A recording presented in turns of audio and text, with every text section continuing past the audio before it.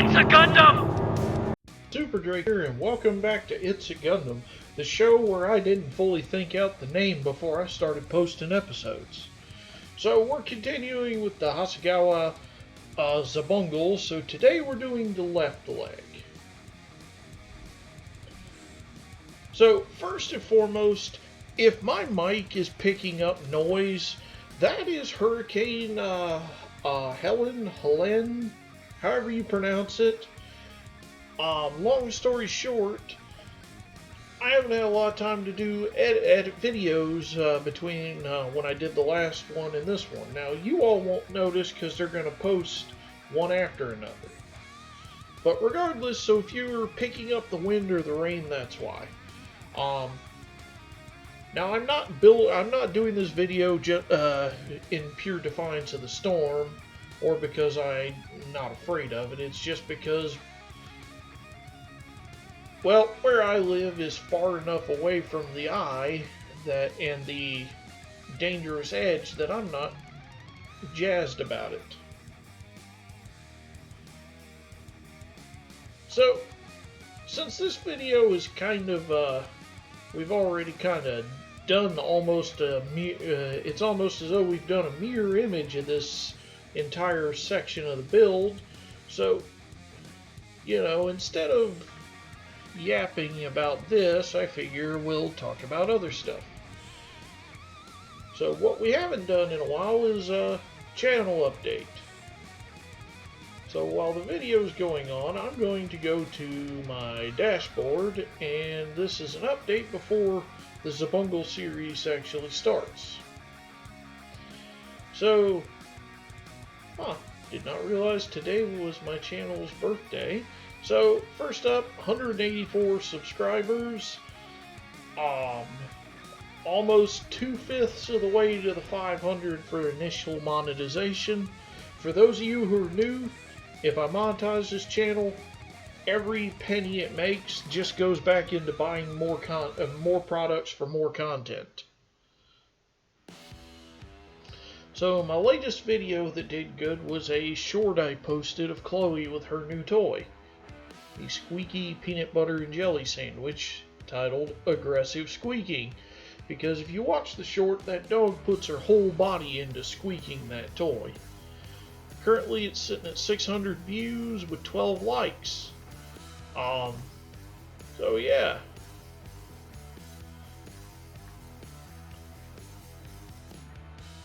So the next thing to do is I'm going to go to my list, and we're going to shout out the new subscribers, if there are any.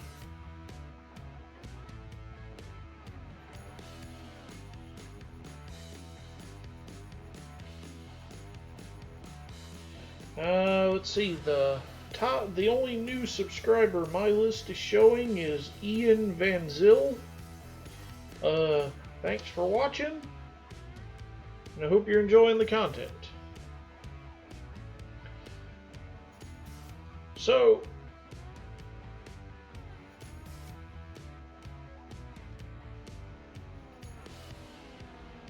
okay, so continuing, you know, this, I will say, actually speaking about the video on screen for a moment, same issues as before, questionable building techniques, undergated parts, and the instructions do not list them as undergated, etc. So I'm going to try not to beat a dead horse in this video. So instead, I thought I would talk about positives about this kit because I was kind of negative last time. So the articulation is great, the attention to detail and screen accuracy is quite good. You can actually build this kit or the standard weapons version as Jiren's Xabungle or Elchi's Xabungle.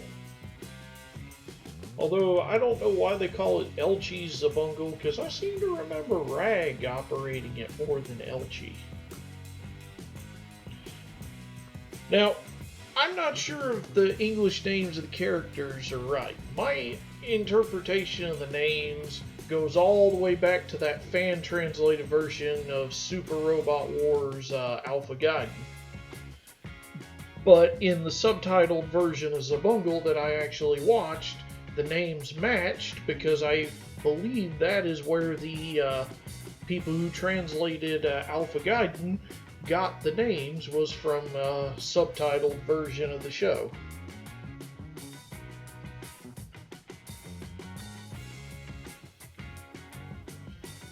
So yeah, so you can build, so if you get a standard Xabungle kit, and this one you can build both versions of it, but unfortunately both of them can't equip the heavy weapons. In the anime, most of the time Xabungle only equipped either the triple-barreled cannon or the missile launcher, but typically not both, because they limit Xabungle's maneuverability.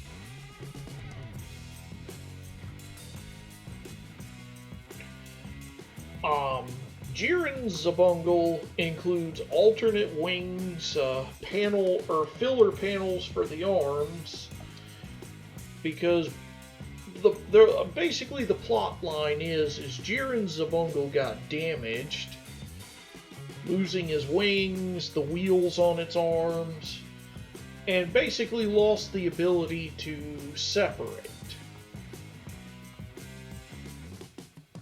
And then eventually Jiren broke the shoulders and hips, preventing an Iron Gear class landship from transforming into its robot mode. At which time he, if my memory serves, I believe he operated the other Xabungle until they were given Walker Gallier. Or Walker Gallia. Not sure what its proper name is. Again, everything my brain is affected by that fan translation from before I got out of college.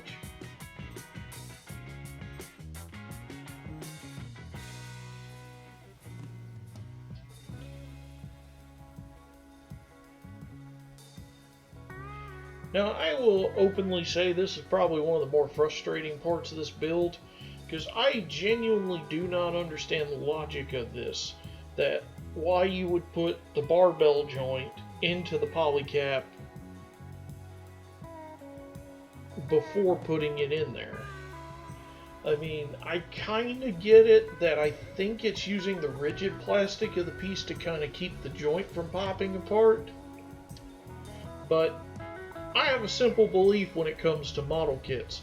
I would rather for it to pop off than snap off. Because if it pops off, I can put it back on, or I'll glue it back on if it won't stay. My Master Grade Dual Gundam's Assault Shroud is evidence of that. Most of my model kits packed up into boxes because after I got married, my wife and I built our own house. So most of my models are still sealed away. I will say I do really like the framing, or I guess you'd call it we'll call it the inner framing of the leg. It's not quite up to a Bandai Master Grade, but I do appreciate how much there is of it.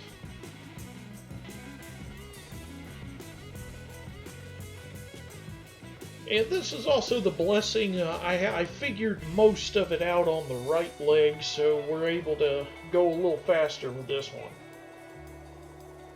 Now the length of the video is going to make it seem like we're not going that much faster. But the secret is that it's because most of the mistakes I made were easily fixed. Now, I complained earlier about the instructions not being very good. I installed that part as the instructions said, but what the instructions didn't say was that you were supposed to flip the leg before installing it. So it just went from one picture of similarly shaped parts to the other. Oh, and before that, you didn't see anything. Okay, even though I'm not even trying to cover this one up, I'm still going to put the meme in because I spent time making it. So yeah, I had to reverse that part because again, the instructions are not very good. I've had worse, I will say that, and some of them were by Revell. So yeah, I've had worse instructions from written in English, but still. And maybe it's also just I'm spoiled by Bandai because Bandai does a great job with their instructions.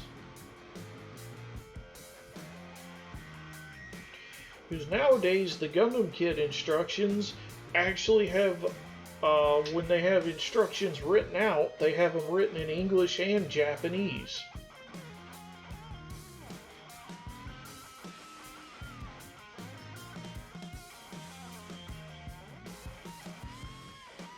So, anyway, trying to be positive for this video.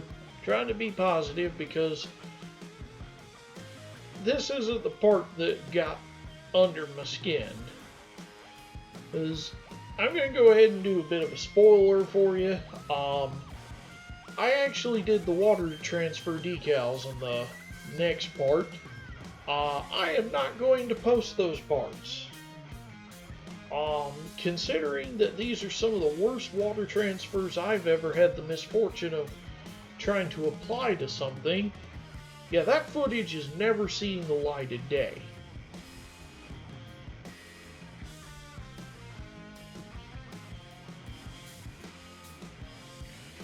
So, you know, I originally was going to put that out as just a little intermission, a how-to and whatnot, but no, the quality's not there.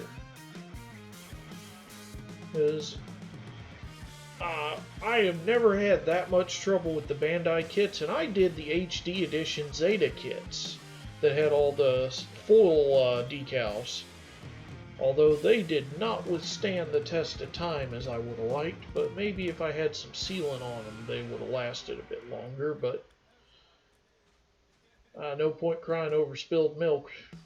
Especially because Zeta version Verka came out, and I want it so much, but not for the price it's going for. Now, that one panel flying off is a problem. You could glue it, but it's not necessary. Because when you put the next piece on, it puts pressure on it, so it can't pop out again. So this is a rare instance where their strange engineering actually paid off.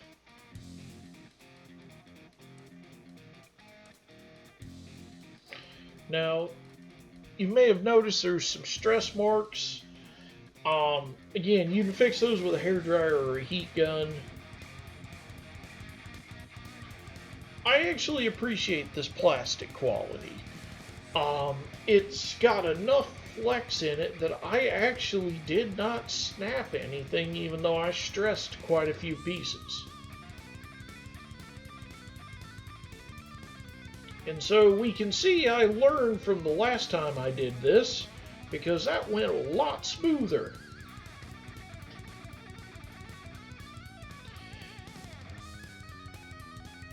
And this is an instance where they did color breakup with parts instead of stickers or decals, which makes me question why they couldn't have done that in other places.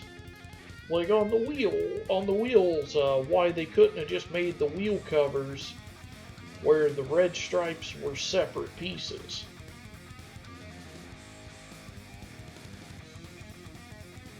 But,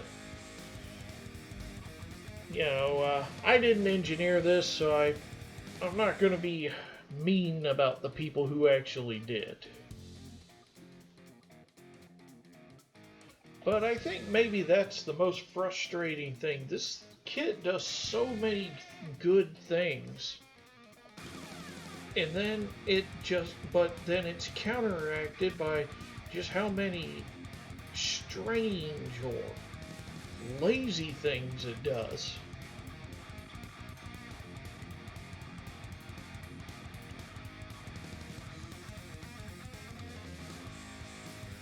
Because it does a few things that reminds me of the Gundam Wing kits that came out in America in the 90s. which they were the Japanese kits with an American box on it, but still. That's what it vaguely reminds me of. Some of the lazy stuff they would do. Like, what was it? Wing Gundam came with a beam saber that was just a part on a sprue with a hand molded to it.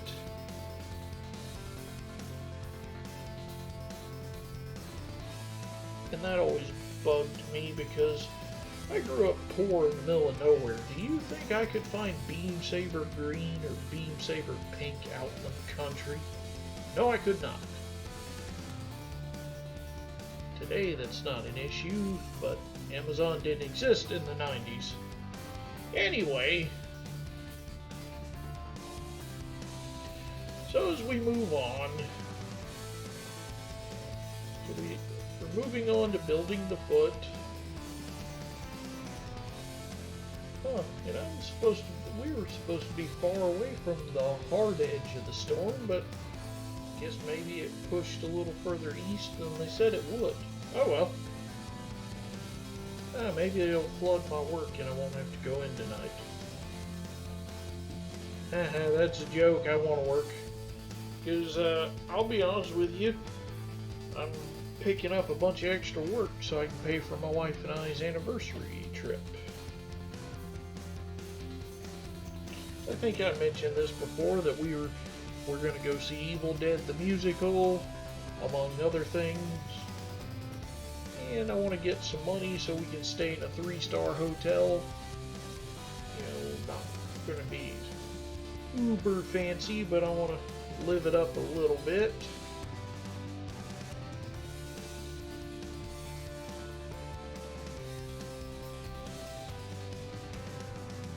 But anyhow, so Xabungle, so the anime. I actually said before I really like the anime, and I actually do. The anime's not perfect, though. The Xabungle anime has a problem with tone. In the beginning, when it was a straight-up comedy parody anime, it was fine. You know, the inconsistent tone was fine, but in the second half, when it actually started taking itself somewhat serious, it's kind of jarring. Because, you know, once you find out Temp, what a bad guy he is, that he murdered Jiren's family on orders from the innocent, and blah blah blah, it's hard after seeing how heinous and evil he is, then to see him doing simple comedy with his dim-witted brother.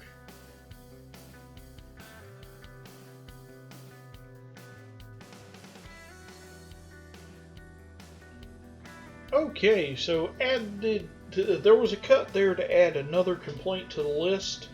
That piece was either warped or not molded properly, and I had to sand it until it would fit together properly. And so I had to disassemble most of the foot trying to figure it out, because basically it wouldn't slide into place. It kept bowing outward, and there's a nasty stress mark you can see in the corner where it would bow. So, problem solved. I'll add some heat and clean up the stress mark if I feel like it later.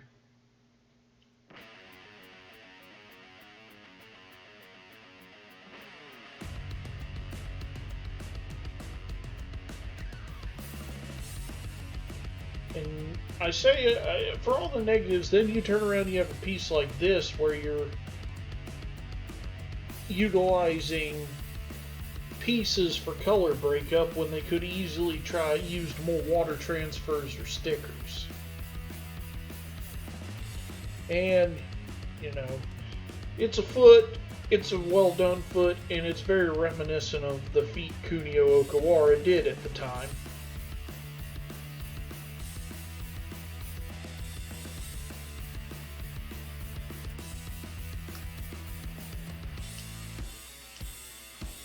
Now these wing pieces, which even though they're static, they don't move or do anything other than complete the appearance of the leg, there's a lot of good molded detail. And for somebody that's doing paint washes or realistic colors or anything of that nature would make for a great looking piece. Because me, I want it to resemble more like it did in the anime.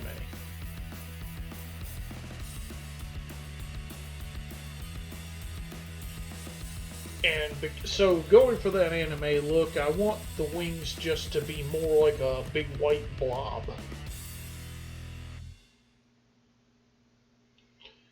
And eventually I'm going to get the orientation right.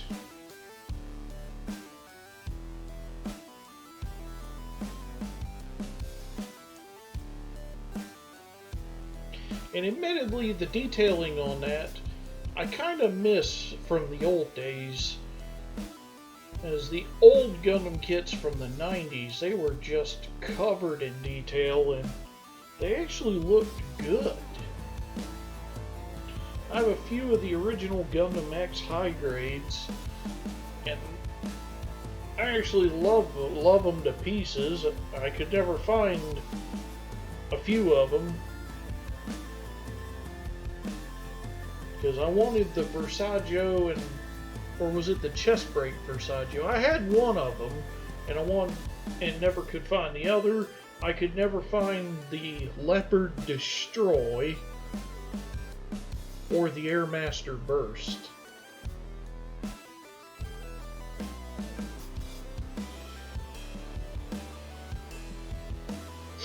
And so we can see I've learned from my previous encounter with that and had a much easier time. So then the leg goes together exactly the same as the other. I'm kind of curious why the pistons are in the back of the leg, because you would think you'd want big pistons in the front to carry the weight, but maybe that's because of its transformation mechanism.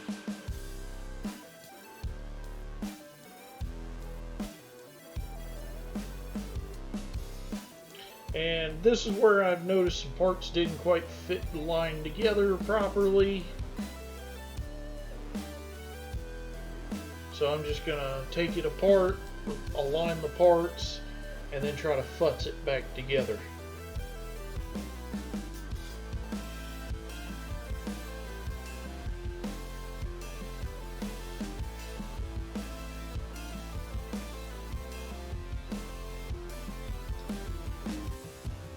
Now I actually took a break in the recording because the storm actually got fairly bad, but we're back now, so you may still be able to hear it. But as we wrap up this video, thanks for watching. Check out my Fantasy Story on Fiction Press, Chapter 6, going live tomorrow. It'll be before this video is published, but it's going live. Thanks for watching, and I'll see you for Part 3, where I think I'm building the arms.